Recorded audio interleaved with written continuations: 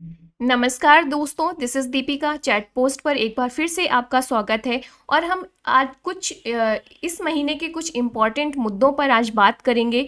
और ये मुद्दे हमारे एग्ज़ाम पॉइंट ऑफ व्यू से बहुत ही महत्वपूर्ण होने वाले हैं।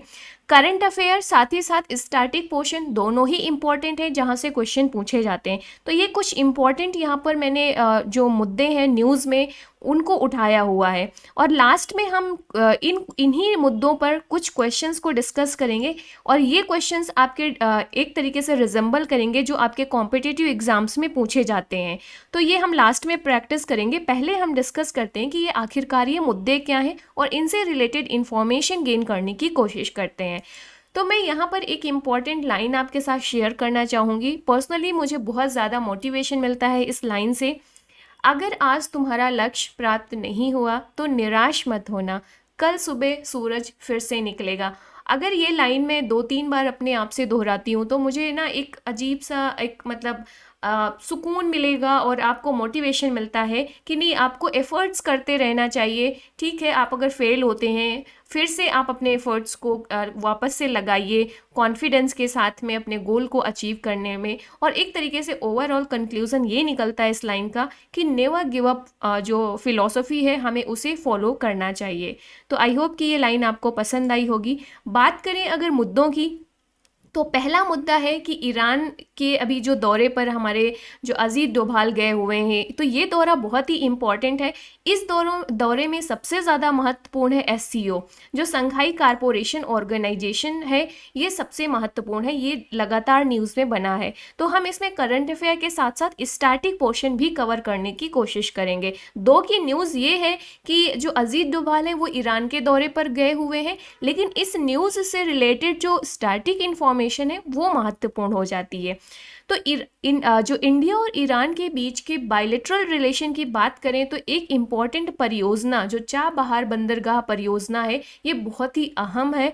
और आपने जब जब ये प्रोजेक्ट इनिशिएट किया गया था तो बहुत सारे कॉम्पिटिटिव एग्जाम्स के करंट अफेयर पोर्शन में ये क्वेश्चन पूछा गया था कि जो चाबहार बंदरगाह परियोजना है वो किसके साथ है इंडिया की, तो ईरान के साथ में थी। यहाँ पर आप देख रहे हो इसकी स्ट्रेटेजिक इम्पोर्टेंस बहुत ज़्यादा है इंडिया के लिए, अगर इंडिया को एक्सेस चाहिए सेंट्रल एशिया में। ओके, तो अब एससीओ की बात करें तो एससीओ 2023 की मीटिंग इंडिया में होने वाली है। ये आपकी 3 से 4 जुलाई के बीच में होगी, एनुअल समिट संघाई कारपोरेशन ऑर्गेनाइजेशन की। इस ऑर्गेनाइजेशन में ये माना जा रहा है कि जो ईरान है उसको इस वर्ष के अंत तक इस समूह की स्थायी सदस्यता दी जाएगी एससीओ की। आपको पता है अभी 8 मेंबर्स हैं, यहाँ पर मेंबर मेंशन है India, Russia, China, Kazakhstan, Kyrgyzstan, Tajikistan, Uzbekistan and Pakistan. तो ईरान को इसकी मेंबरशिप बनाए जाने की अटकलें लगाई जा रही हैं, इसका स्थायी सदस्य बनाए जाने की बात की जा रही है। इस पॉइंट ऑफ व्यू से जो अभी ये रिसेंट मीटिंग हुई है, जो विजिट है अजीत डोभाल की, ये बहुत ही इम्पॉर्टेंट है। तो स्टैटिक पोर्शन आपको यहाँ पर सबसे पहले तो 2023 में संघाई कारपोरेशन ऑर्गेनाइजेशन के एनुअल समिट कौन होस्ट कर रहा है, इंडिया होस्ट कर रहा है, ये इंपॉर्टेंट हो जाता है। हेड क्वार्टर्स कहाँ है संघाई कारपोरेशन ऑर्गेनाइजेशन का, तो ये बीजिंग चाइना में है। अगर हम संघाई कारपोरेशन ऑर्गेनाइजेशन को स्टैब्लिश करने की बात करें तो ये सबसे पहले संघाई 5 के नाम से 1996 में बनाया गया था। 2001 में इसको उज्बेकिस्तान ज्वाइन करता है और इसके बाद ये 6 मेंबर्स हो जाते हैं और इसे बोला जाता है संघाई कारपोरेशन ऑर्गेनाइजेशन। तो एससीओ 2001 में नाम आया, इसके पहले 1996 में जो इसका ओरिजिनल ऑर्गेनाइजेशन था वो था संघाई 5। ओके, और इंडिया और पाकिस्तान को 2017 में इसका स्थायी मेंबर बनाया गया। अगर सब कुछ अच्छा रहा तो 2023 में ईरान एक नवे मेंबर के 9th मेंबर के रूप में संघाई कारपोरेशन ऑर्गेनाइजेशन को ज्वाइन करेगा। सो देखते हैं जब ये फाइनली अगर ज्वाइन कर लेता है ईरान, स्थायी सदस्य बन जाता है, तो हम इसे ज़रूर शेयर करेंगे आपके साथ में। तो ये हो गई संघाई कारपोरेशन ऑर्गेनाइजेशन के बारे में। नेक्स्ट है यहाँ पर कि जो पोप फ्रांसिस हैं उन्होंने अपील की है मीडिएटर बनने के लिए, जो रसिया और यूक्रेन वॉर चल रहा है यहाँ पर। तो रसिया यूक्रेन युद्ध में मध्यस्थ की भूमिका निभाने की बात कर रहे हैं Pope Francis. Basically Pope Francis ने बोला है कि हमें peace, dialogue and negotiations initiate करना चाहिए, तभी हम इस रसिया और यूक्रेन वॉर को ख़त्म कर सकते हैं। उन्होंने कहा है कि मैं अपील करता हूं कि जिनके पास राजनीतिक जिम्मेदारी है वे अंतरात्मा से गंभीर से जांच करें, क्योंकि अंतरात्मा जो शांति का देवता है, ना कि युद्ध का। तो जिन लोगों के पास राजनीतिक जिम्मेदारियां हैं वो उनसे मैं अपील करता हूं कि आप पीस, डायलॉग एंड निगोशिएशंस के लिए कुछ इनिशिएटिव्स लें और इसको इस्टेब्लिश करें, ताकि हम यूक्रेन और रसिया के वॉर का एक पीसफुल रेजोल्यूशन निकाल सकें। तो यहाँ पर यूक्रेन का जो ज्योग्राफिकल लोकेशन है, मैप है, वो बहुत इंपॉर्टेंट हो जाता है। आप यहाँ पर यूक्रेन की लोकेशन देख रहे हैं, इससे जो जुड़े हुए देश हैं, इधर आपका रसिया हो गया, इधर आपका माल्डोवा हो गया, रोमानिया हो गया, पोलैंड हो गया, इधर स्लोवाकिया हो गया, हंगरी हो गया। ओके, तो ये आप, और इधर सी में देखा जाए तो ये ब्लैक सी की लोकेशन हो गई और ये सी ऑफ अजोव की लोकेशन हो गई। तो ये कुछ इम्पोर्टेंस का जो जो मैप है वो बहुत इम्पोर्टेंट है यूक्रेन और रसिया का, हमारे एग्जाम पॉइंट ऑफ व्यू से। नेक्स्ट अगर हम देखें तो हमारे जो इंडिया की नेशनल न्यूज़ है उसके लिए एक इम्पॉर्टेंट न्यूज़ आई है कि जो गो फर्स्ट एयरलाइन है इसने अपने आप को एक अपील करी है कि हम जो दिवालिया घोषित कर दिया जाए, इसकी मांग की है। और जो जो आपका नेशनल कंपनी लॉ ट्रिब्यूनल है उस पर याचिका दायर की है कि हमें इंसॉल्वेंट घोषित किया जाए। ओके, ये कब करते हैं आपको पता है कि जब कंपनी कोई दिवालिया होती है।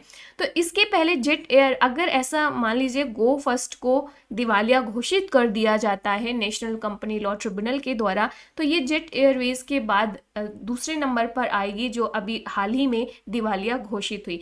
तो यहाँ पर हमारे एग्जाम पॉइंट ऑफ व्यू से इम्पॉर्टेंट है नेशनल कंपनी लॉ ट्रिब्यूनल, जो न्यूज़ में रहती है और प्रीवियस ईयर्स में इससे क्वेश्चन पूछे भी गए हैं। So national company law tribunal एक क्वासी जुडिशियल बॉडी है। सबसे इम्पॉर्टेंट ये चीज़ है कि ये क्वासी जुडिशियल बॉडी है।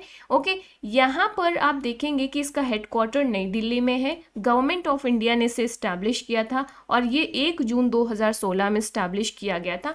और ये बेसिकली डील क्या करती है, ये मेन रिजॉल्व करने की कोशिश करती है वो सारे इश्यूज जो इंडियन कंपनी से रिलेटेड होते हैं। तो यहाँ पर ये हमारे एग्जाम पॉइंट ऑफ व्यू से इम्पॉर्टेंट हो जाता है। अगली बात करें हम तो आप इंडियन नेशनल पॉलिटिक्स में एक और इम्पॉर्टेंट बात चल रही है, जो है शरद पवार जो है इन्होंने एनसीपी चीफ के पद से अपने आप रिज़ाइन कर दिया है, अध्यक्ष पद छोड़ा है। तो ये जो पार्टी है इसको कांग्रेस को छोड़कर शरद पवार ने 1999 में एनसीपी बनाई थी और अभी हाल ही में इन्होंने मुंबई में एक एनसीपी युवा कांग्रेस का एक कार्यक्रम कर रहे थे, जिसमें इन्होंने एक स्टेटमेंट दी थी कि रोटी को नहीं पलटा तो जल जाएगी। तो अभी ये समय आ गया है कि रोटी को पलटा जाए ताकि वो जले ना, उसे सुरक्षित रख सके। नेशनलिस्ट कांग्रेस पार्टी की बात करें तो ये इसका फाउंडेशन होता है 1999 में by Sharad Pawar, AP Sangma and Tariq Anwar. और ये सारे लोग पहले किस में थे, इंडियन नेशनल कांग्रेस में थे। और 1999 में इनका अपना डिस्प्यूट होता है उस पार्टी के साथ में कुछ, और वहाँ से अलग आकर ये लोगों ने एनसीपी पार्टी स्टैब्लिश की थी। तो हमारे नॉलेज के लिए इम्पॉर्टेंट है ये भी। अगर हम एमसीक्यू प्रैक्टिस करें आज के डिस्कशन पे तो सबसे पहला है कि as of now how many members are in the Shanghai corporation organization. तो अभी के लिए आपने देखा कि 5 संघाई 5 शुरुआत में थे जिन्होंने फाउंडेशन रखी थी संघाई 5 की। फिर इसके बाद 2001 में उज्बेकिस्तान आकर ज्वाइन करता है और 2017 में आकर इंडिया और पाकिस्तान आकर इसे ज्वाइन करते हैं। तो ये कितने हो गए आपके, 8 मेंबर्स हो गए यहाँ पर। अगर सब कुछ ठीक रहा तो हम 2023 के अंत तक देखेंगे कि ईरान इसका एक स्थायी सदस्य बन सकता है और फिर इसमें 9th मेंबर्स हो जाएंगे और 9th मेंबर के रूप में ईरान इसे ज्वाइन कर सकता है। सो लेट्स सी, जब ऐसा कुछ होगा तो हम ज़रूर शेयर करेंगे आपके साथ में। तो इसकी मेंबरशिप बहुत इंपॉर्टेंट हो जाती है। अगला क्वेश्चन अगर देखें तो which of the following country was not the founding member of SCO। Founding members इसने पूछा है, नॉट कौन नहीं था। तो फाउंडिंग मेंबर्स जो संघाई 5 की बात कर रहा है तो चाइना, कजाकिस्तान, रसिया। आपको पता है उज्बेकिस्तान ने 2001 में आकर ज्वाइन किया है इसे। तो ये इसका फाउंडिंग मेंबर नहीं था। एक अगला क्वेश्चन अगर हम डिस्कस करें तो where is the headquarter of SCO। So headquarter of SCO हमने देखा था बीजिंग चाइना में है। ओके, तो ये कुछ 3 इंपॉर्टेंट क्वेश्चन थे। इसके साथ एक और इम्पॉर्टेंट क्वेश्चन बन सकता है कि इंडिया ने कब ज्वाइन किया था SCO को। तो इंडिया ने ज्वाइन किया था 2017 में। इंडिया के साथ साथ पाकिस्तान को भी इसका मेंबर बनाया गया था 2017 में। और साथ ही साथ ये भी देखना है आपको कि 2023 की एनुअल समिट ऑफ SCO कहाँ हो रही है, तो ये इंडिया में हो रही है, ये ध्यान रखना है। तो ये बहुत ही इंपॉर्टेंट न्यूज़ है हमारे एग्जाम पॉइंट ऑफ व्यू से।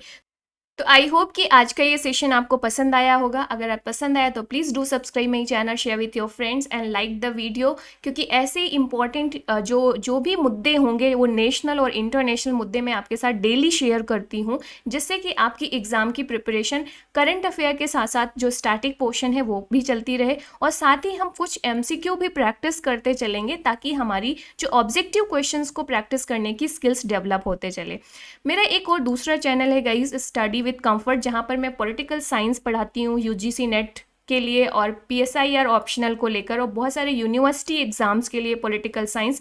तो अगर आपने अभी तक सब्सक्राइब नहीं किया है और पॉलिटिकल साइंस आपका सब्जेक्ट है तो आप इस चैनल को भी सब्सक्राइब कर सकते हैं। So thank you guys, this is all for today and see you in the next video.